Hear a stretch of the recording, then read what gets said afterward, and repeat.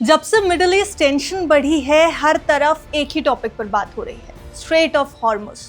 अगर ये चैनल बंद हुआ तो पूरी दुनिया पर, खास तौर पर इंडिया पर आखिर क्या असर पड़ेगा? बहुत सवाल हैं, बहुत कंफ्यूजन है। और लेटेस्ट रिपोर्ट्स की माने तो ईरान ने हॉर्मुज को बंद करने का ऐलान भी कर दिया। तो क्या पैनिक करने की जरूरत है? चलिए आपको इस वीडियो में समझा देते हैं कि आखिर क्या सच में भारत पर असर पड़ने वाला है, और अगर हाँ तो फिर कितना। हेलो एंड वेलकम, आप देख रहे हैं गुड रिटर्न्स। मैं हूं आपके साथ अर्णिमा त्रिवेदी। देखिए, ईरान के हॉर्मुज बंद करने से फर्क तो पड़ रहा है, क्रूड की कीमतें बढ़ रही हैं। ऐसे में किसी भी देश का इंपोर्ट बिल बढ़ेगा, इंक्लूडिंग इंडिया। अब इंपोर्ट बिल बढ़ा तो असर आप तक आना लाजमी है। आपके पेट्रोल और एलपीजी सिलेंडर की कीमतें सीधे प्रभावित हो सकती हैं, यानी आपका बजट हिलेगा। लेकिन पैनिक बटन ऑन करने से पहले एक बात को जरा आराम से समझिए।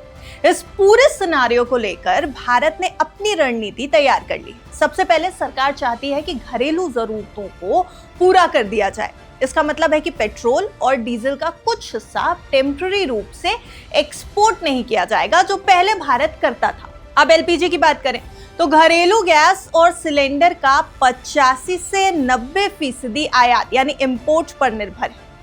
अगर आपूर्ति कम हुई, अगर सप्लाई कम हुई तो कीमतें बढ़ सकती हैं और राशनिंग भी हो सकती है। इसलिए रिफाइनरीज को कहा गया है सरकार की तरफ से कि वो घरेलू आपूर्ति को प्राथमिकता दें और जरूरत पड़ने पर प्रोडक्शन भी बढ़ा दें। भारत के पास अभी कच्चे तेल का 17 से 18 दिन का स्टॉक अवेलेबल है, रिफाइंड फ्यूल का 20 से 21 दिन का स्टॉक और एलएनजी का 10 से 12 दिन का रिजर्व भी अवेलेबल है।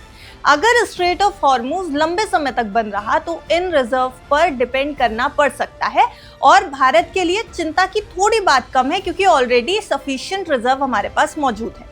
अब सरकार दूसरी तरफ अंतरराष्ट्रीय सोर्सेज से, यानी जो ग्लोबल सोर्सेज हैं, इंटरनेशनल सोर्सेज है, वहां से सप्लाई बढ़ाने पर भी काम कर रही है। रूस और दूसरे देशों से एक्स्ट्रा तेल मंगाने की योजना जारी है, और अमेरिका, पश्चिम अफ्रीका और लैटिन अमेरिका से भी ऑप्शंस देखे जा रहे हैं। अब इसका मकसद ये है कि भारत के पास हमेशा से पर्याप्त ईंधन और गैस मौजूद रहे। सरकार इस चीज को इंश्योर करना चाहती है।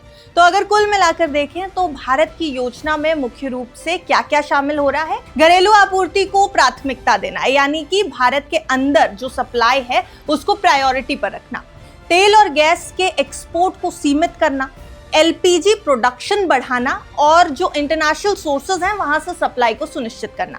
इन सब कदमों से भारत अपनी एनर्जी सिक्योरिटी यानी ऊर्जा सुरक्षा को मजबूत बनाए रखेगी, और संभावित संकट के समय में भी जनता को ईंधन की, फ्यूल की और गैस की कोई भी कमी नहीं होगी। ये दोनों चीजें आराम से मिलती रहेंगी। तो फिलहाल इमीडिएट इफेक्ट प्राइसेस पर पड़ता कम दिख रहा है। हालांकि प्रॉब्लम है क्योंकि जियोपॉलिटिकल सिनेरियो ऐसा बन रहा है, लेकिन भारत में आपकी जेब पर सीधा असर शायद थोड़े समय बाद होगा, या हो सकता है अगर ये जंग रुक गई तो ना भी हो। इसलिए पैनिक बटन ऑन बिल्कुल मत करिएगा, और कोई भी जो न्यूज़ फ्लो आपके पास आ रहा है उसको सुन करके, समझ करके तभी ग्रैब करिएगा। देखते रहिए गुड रिटर्न्स।